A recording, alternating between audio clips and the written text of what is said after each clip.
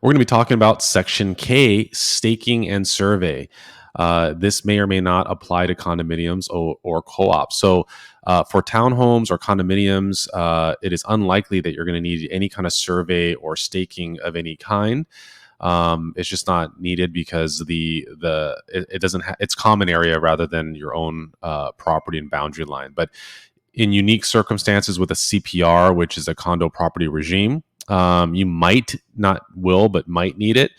Speak with your broker, and your broker can help guide you. So, getting started with K1, staking boundary points within X amount of days after the acceptance date, seller shall, at seller's sole cost and expense, have a land surveyor licensed in the state of Hawaii take the property and ensure that all boundary points are visible.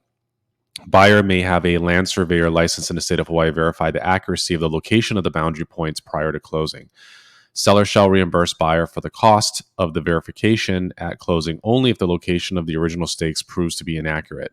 Buyer understands that staking is not the same type of survey as described in paragraph K2 and does not confirm the accuracy of description of or the land area of the property or the existence of or absence of encroachments onto the property or onto a neighboring property. A survey map and report will not be provided.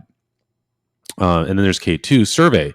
Within X amount of days after the acceptance date, seller shall, at seller's sole cost and expense, have a land surveyor licensed in the state of Hawaii. A, survey the property even if the boundary points are visible, and B, if improvements exist along the property line, provide buyer with a map, the surveyor's stamp, and accompanying report to show the parameters of the property and the location of any improvements in the vicinity of the perimeter property lines. The surveyor and map may not address whether improvements on the property are in compliance with state and or county requirements, subdivision covenants, conditions, restrictions, and or condominium property regime requirements. K3, boundary encroachments. If encroachments onto an adjoining property or onto the property by an adjoining property is revealed or discovered, buyer may elect to accept in writing such existing encroachments at its current location within X amount of days of discovery, or buyer shall instruct seller to, and seller shall use seller's reasonable efforts to remove such encroachments if applicable to buyer at seller's and or the adjoining owner's sole expense, or B, obtain encroachment agreements at seller and or the adjoining owner's sole cost and expense within X amount of days prior to closing. Buyer may accept the encroachments or elect to terminate this purchase contract pursuant to paragraph 03.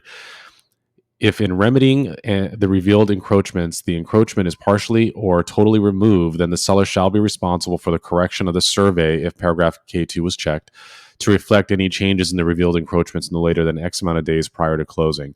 Under Chapter 669, Hawaii Revised Statutes, certain tolerances for discrepancies involving improvements built along the boundary line of the property for specific zoning are established, and such improvements may be considered de minimis.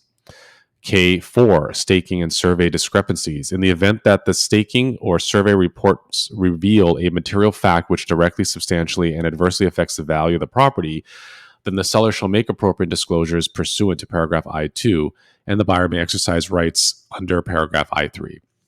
So this is in a nutshell. If you're on Oahu, we don't use K1 just the staking alone because, again, as I read in there in the description, K1 does not provide the survey report. And the most important thing, to be quite honest with you, aside from the boundary lines and staking, is really the survey, because that's the survey report that creates a written record, and you can see any encroachments or easements that might show up. So that's really, really important to have this checked if it's a single family residence. I don't know in any circumstances that you might use solely just K1, but for all intents and purposes, you'd want to use K2.